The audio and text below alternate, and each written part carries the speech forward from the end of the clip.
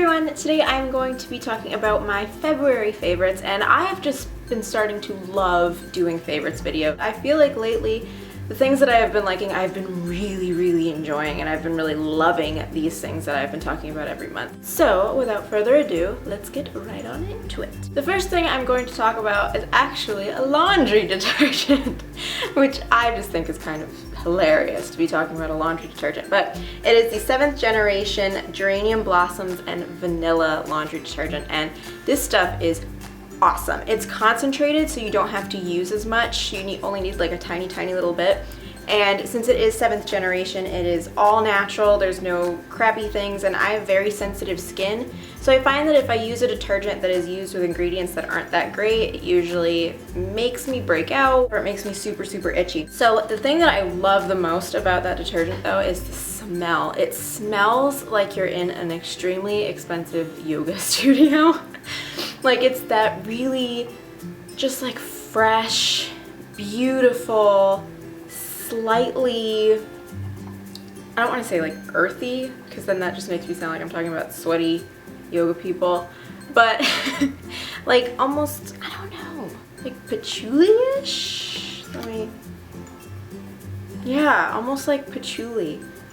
It just smells so lovely, and the scent stays on my clothes, and I seriously find myself just sitting there like smelling my sweatshirts like a creep. But I've been absolutely loving it, and don't usually talk about laundry detergent, but I thought this one was definitely worth mentioning. The next thing I'm going to talk about is coconut oil. I went through a phase a while ago where I was just absolutely obsessed with coconut oil. I was using it in everything from cooking to skincare to hair care to just everything, and then I moved and I just kind of stopped using it. I don't really know why. I've always had it, but I just kind of forgot about it and how awesome it is. And I use the Spectrum organic virgin coconut oil that's unrefined, because I don't want it to be deodorized or bleached or anything like that if I'm going to be using it in my food and on my skin. And I find that I really love using this as a body moisturizer recently.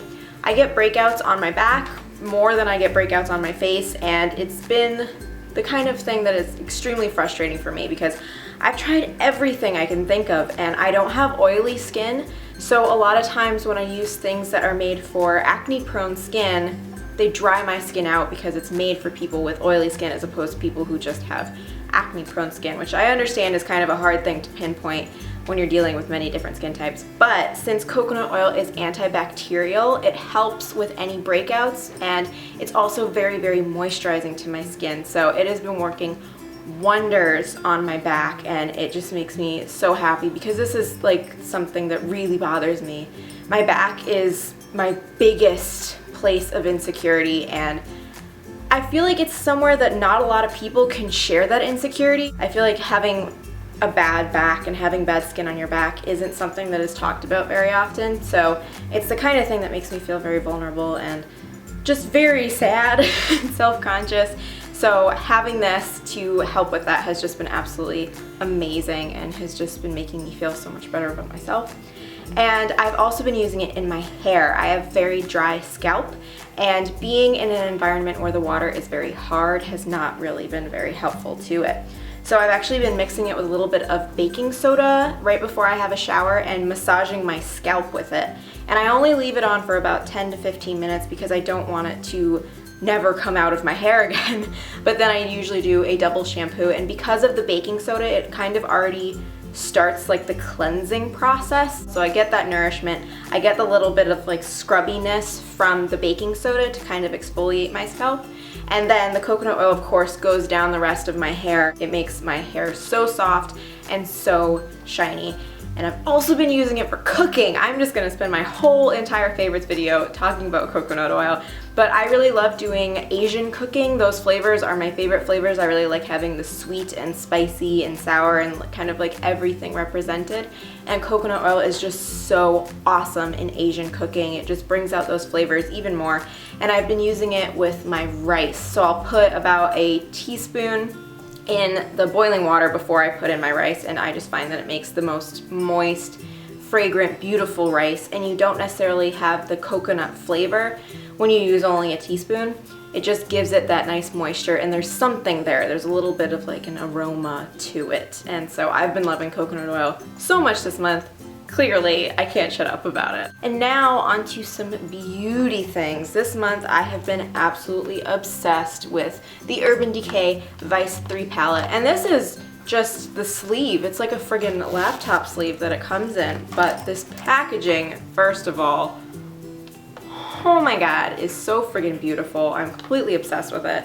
And then the shadows inside are just absolutely stunning. They're all colors that are totally up my alley, and it has a really nice big mirror in here, and it has a magnetic shut, which I really like, and it's not like super easy to open, so it's not gonna open up when it's in your bag or anything like that, but which is also a handy reason to have this little case. But it also comes with quite a nice little double-ended brush. On this side, you have more of a flat lid brush, and then on this side, you have a nice blending brush. And they're awesome brushes, and I feel like usually the brushes that you get with palettes or with eyeshadows aren't always that great, but that brush is really awesome. And I actually have this color Bitter all over my eyes today.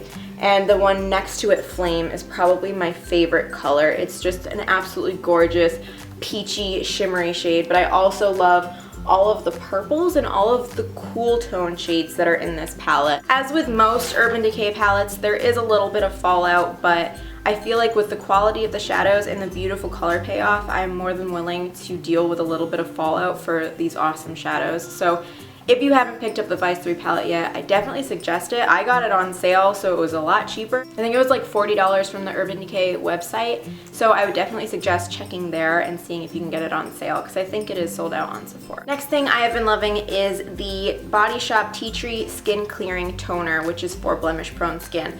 And this is another thing that I was a little bit nervous about trying because of the whole blemish prone equals oily problem that I have been running into. And a lot of times with tea tree oil, I find that it can dry my skin out a little bit, and this is supposed to make the skin look mattified, but I haven't really found that so much. I've just found that it has been clearing up my skin beautifully. I was dealing with a serious eruption of forehead breakouts recently. I'd say about the beginning of February, and again, it was just that kind of like, I don't know what to do, like nothing is working, nothing that I usually do is working, what do I do? And one of my coworkers gave me a whole bunch of the tea tree line from the Body Shop, because she makes her own products now.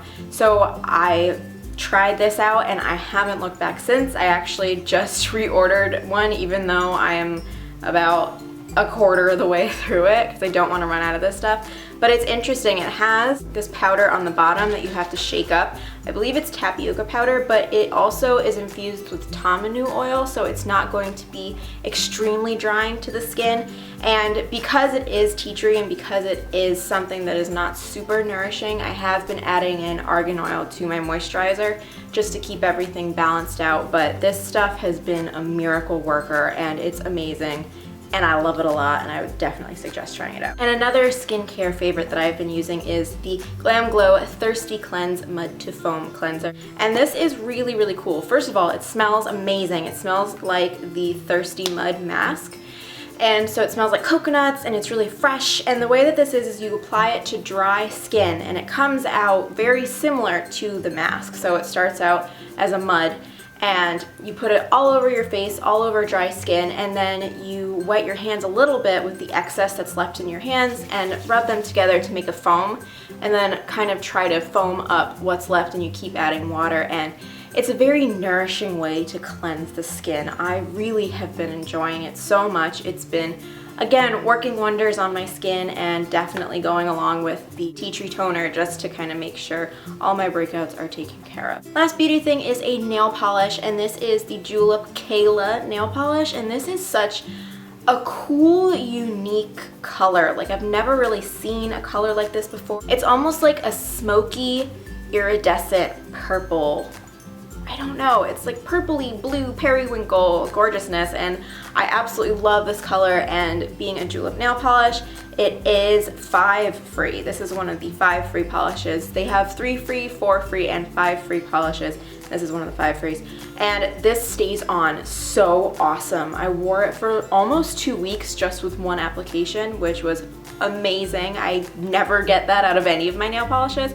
And I just think it's such an absolutely beautiful individual color. Like, you don't see a color like this very often. So I have been completely obsessed with this nail polish. The last thing I want to talk about is a television show. I started and finished the whole first season of Jessica Jones this month, and I absolutely adored it. It took me a couple episodes to really get into it. By like, I think the 4th episode, I was just like watching it nonstop. Like, I couldn't stop watching it. And it is absolutely awesome. It is about a woman named Jessica Jones who is a mutant.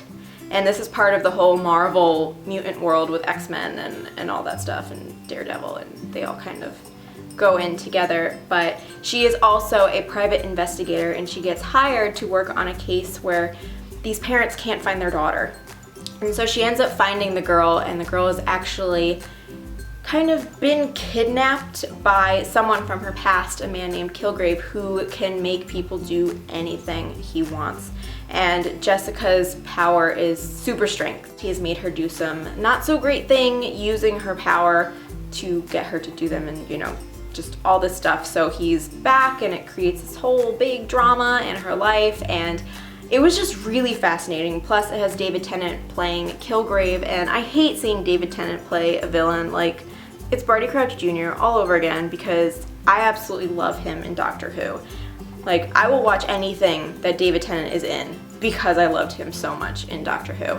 And he just did such a phenomenal job playing a villain that was sleek and sly, and I don't know, you were like into it. Maybe I was just into it because I'm obsessed with him, but I thought he did an absolutely outstanding job in the role, and I thought Kristen Ritter did a really good job playing Jessica Jones. It's not often that you meet a female character who isn't peppy and happy, and she is definitely self-loathing and definitely an alcoholic, and I really liked that they didn't portray her as this train wreck shitty character that you're supposed to hate. You know, they still wanted you to find her appealing, and they wanted you to relate to her, but she wasn't someone that had any of her shit together. Like, she was a complete mess, and I don't find that they portray women like that very often. I find that a lot of times they'll have that as the male, you know, being that charming kind of shitbag, but they don't really have that for females. And I really liked that she brought that to the role, and kind of like an edginess, and it wasn't like, I'm a mess, feel sorry for me. It was like, I'm a mess, I dare you to not like me.